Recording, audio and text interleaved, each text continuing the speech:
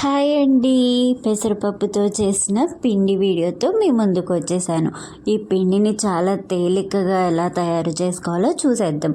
ముందుగా ఒక గిన్నె పెట్టుకుని అందులో ఆయిల్ పోసుకుని అందులో తాలింపు దినుసులు వేసుకోవాలి. అది ఫ్రై అయ్యాక పచ్చిమిర్చి, కారానికి తగ్గట్టు పచ్చిమిర్చి కూడా కట్ చేసుకుని ఆ ముక్కల్ని ఆ తాలింపులో వేసి బాగా ఫ్రై చేయాలి.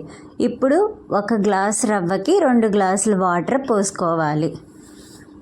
2 గ్లాసులు వాటర్ పోసుకున్న తర్వాత అందులో కొంచెం రుచికి సరిపడా ఉప్పు వేసుకోవాలి. మనం ఒకసారి బాగా మిక్స్ చేసుకోవాలి మిశ్రమాన్ని. తరువాత పెసరపప్పు కూడా వేసుకోవాలి. పెసరపప్పు మన ఇష్టం, ఎక్కువ తినేవాళ్ళు ఎక్కువ, తక్కువ తినేవాళ్ళు తక్కువ వేసుకోండి.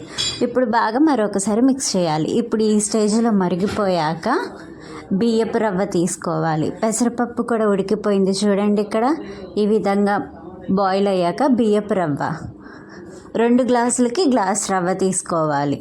ఇప్పుడు ఆ రవ్వ మొత్తం అందులో పోసేసుకోవాలి. మనం పోసేసుకుని మరొకసారి కలదీయాలి, బాగా మిక్స్ చేసుకోవాలి. అది ఉడికాక వాటర్ అన్నీ ఇంకిపోయాక సేమ్ ఉప్మాలాగా అయిపోతుంది. ఈ విధంగా ఉంటుంది. ఇప్పుడు మనం ప్లేట్లోకి తీసుకుని అందులోకి ఆవకాయ పచ్చడి కానీ టమాటో పచ్చడి కానీ వేసుకుని తింటే అద్భుతంగా ఉంటుంది.